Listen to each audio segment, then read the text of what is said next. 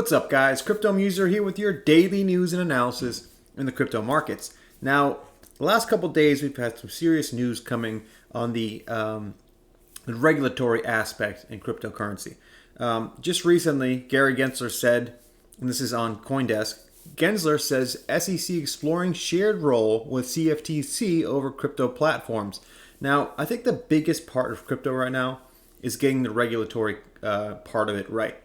You know, as this thing matures, as this asset class matures, it's up to the regulators, around the world, not just in the U.S., to get this right. For this thing to really flourish and become, full potential of what it could be. It's up to the regulatory agencies around the world, and especially in the U.S., honestly, because they've been lagging behind the most. The SEC, the CFTC, the White House. There's about 5 or 6 regulatory bodies in the U.S. Go figure. But they have to get this right. And it seemed like in that executive order we got a couple weeks ago that they're starting to get the sense, or I'm starting to get the sense that they're trying to get it right. The SEC is still on their crusade to go against crypto, but it seems like the White House was kind of trying to rein them in and get them all together to come up with some clear, concise regulation so that, this innovation, this amazing innovation, new innovation can flourish in the U.S. So it seems like Gensler got the message all of a sudden because, before he was saying that he wanted all the power. It seemed like it was a big power grab for Gensler from the beginning here, but now it seems like he's asking for a shared role from the CFTC, which is funny because the CFTC deals with commodities, right?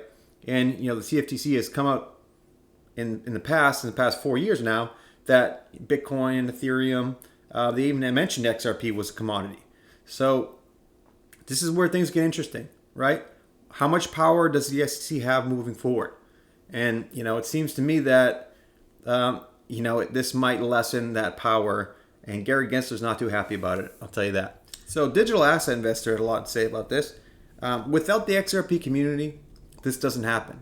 Be proud. We fought the good fight and we're not done yet. And he's talking about Gary Gensler saying his agency is considering how to split oversight of crypto exchanges with the SEC and CFTC. So what he's basically saying, to what Gary Gensler is saying, is that not everything's a security anymore, right? I mean, if he's saying that we're going to split it with the CFTC, he's thinking that some are commodities and some are securities.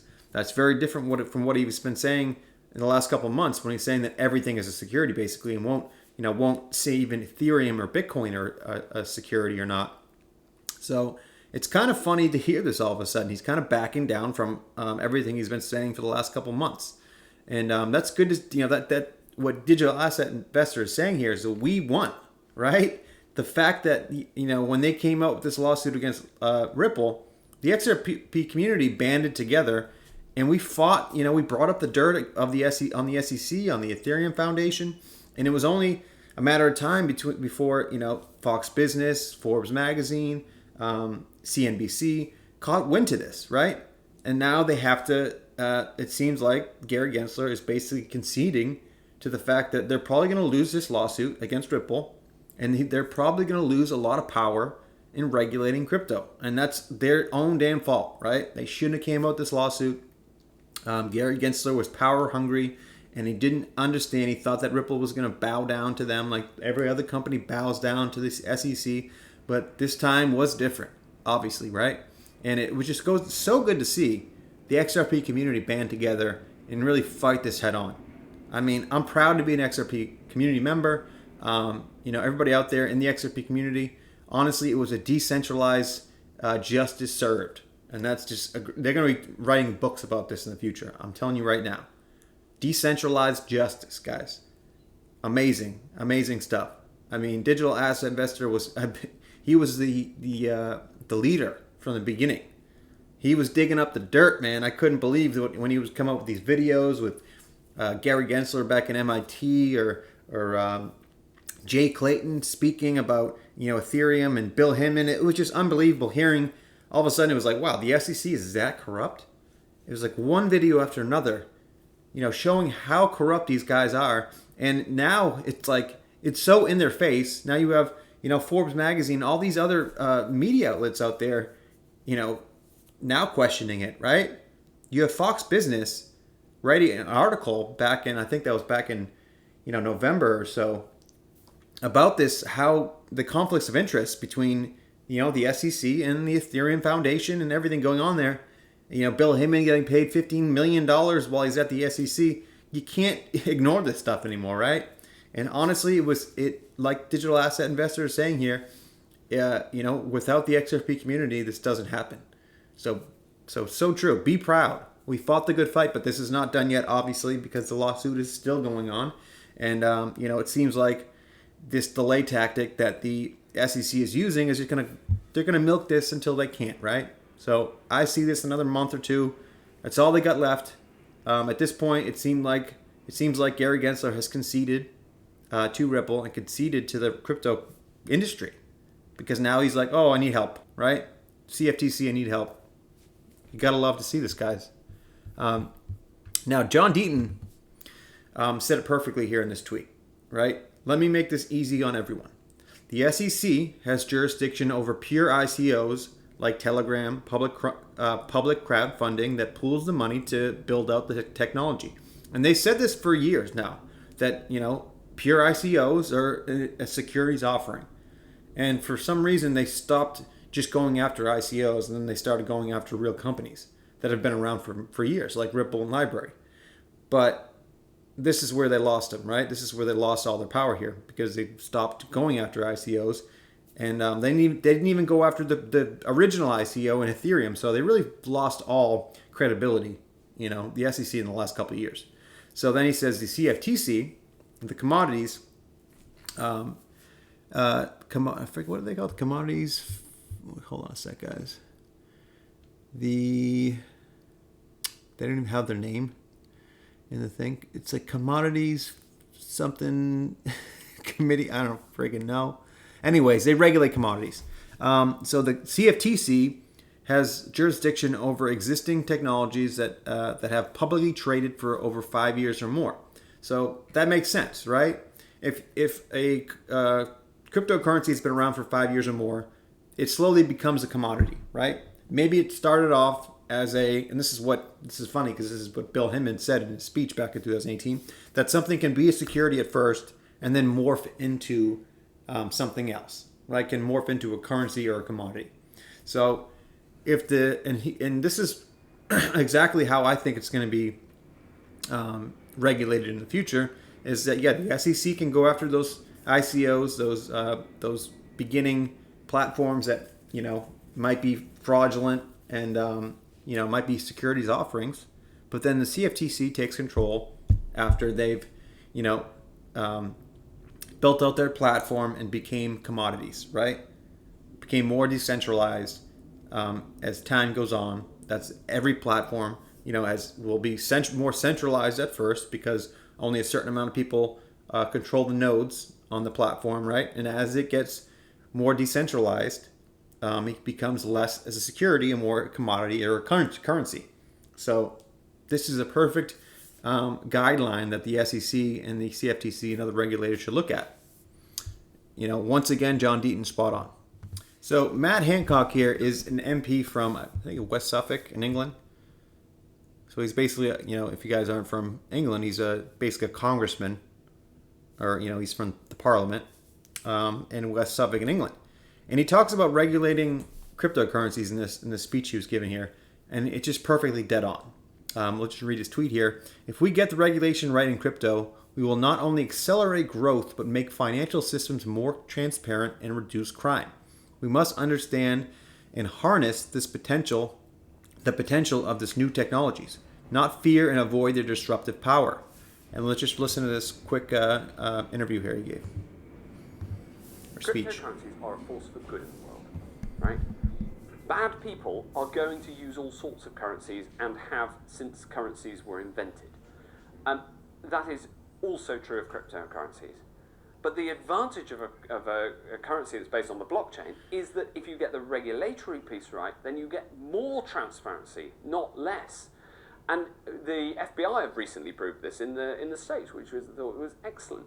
So when it comes to things like sanctions, you can see the flow of money. And of course, there are dark corners that could be that make this more challenging. But the mass market is a force for good, and there is so there's a need to be making this argument.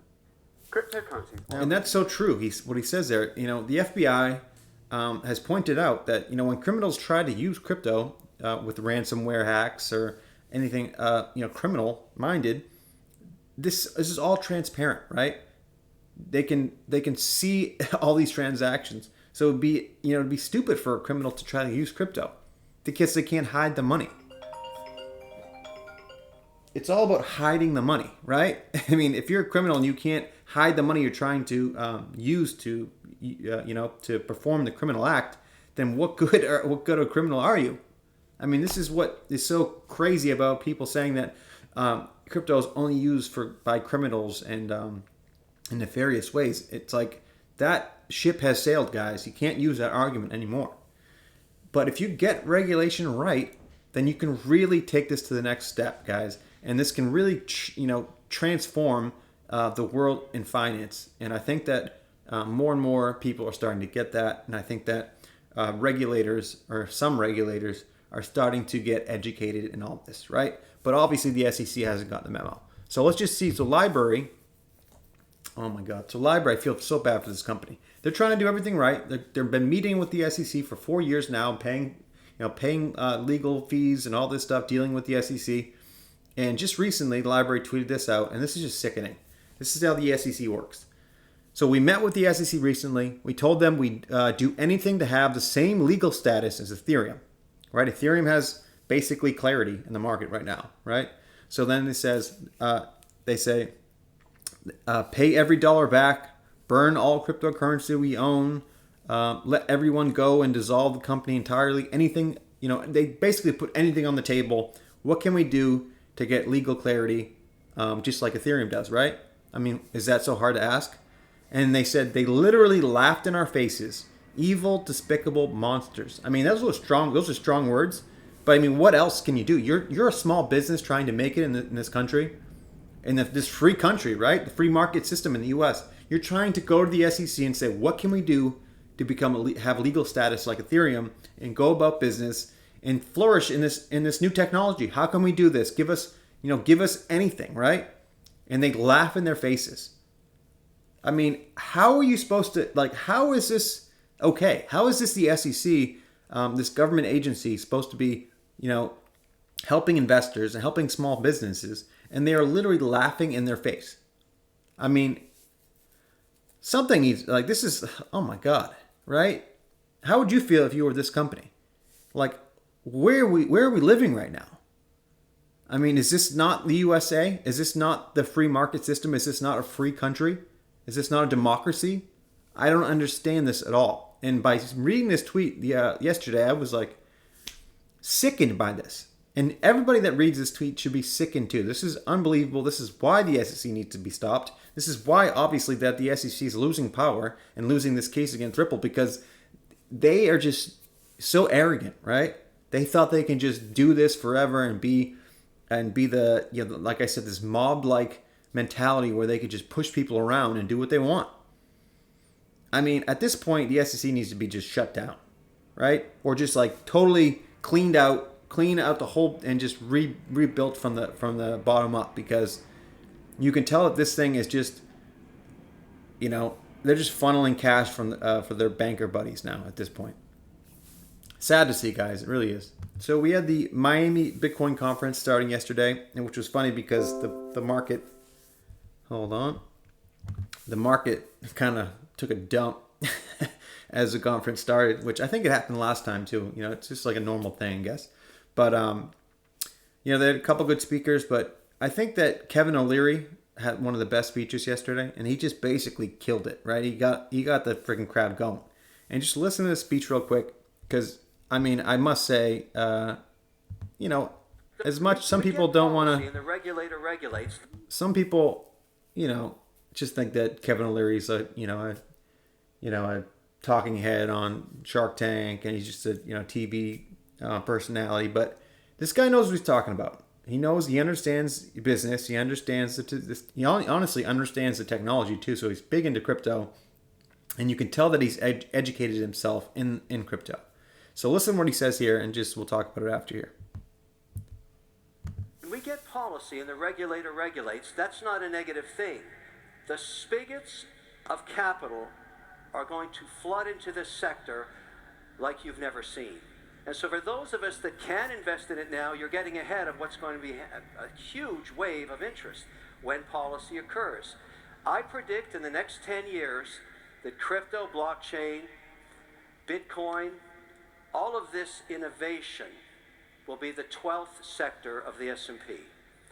Now, why do I say that? Because Bitcoin is not a coin, it's software. Ethereum is software. Avalanche is software. Helium is software. Solana is software. It's all software. And the smartest hands over keyboards today in the world are developing on the chain and bringing innovation to financial services, which in the end is the largest sector on earth. Now, what we need is policy. We need government to catch up with us so that we don't lose leadership in America to this very important 12th sector of the economy. There's no question. It all comes back to regulation and policy, guys. And this is what this whole video was about. Governments need to get this right. I think they're finally educated. Obviously, in the last couple of years, you've seen them come, like Elizabeth Warren and even the, what was that guy that missed, Congressman Sherman, talking about the mongoose coin and stuff like that.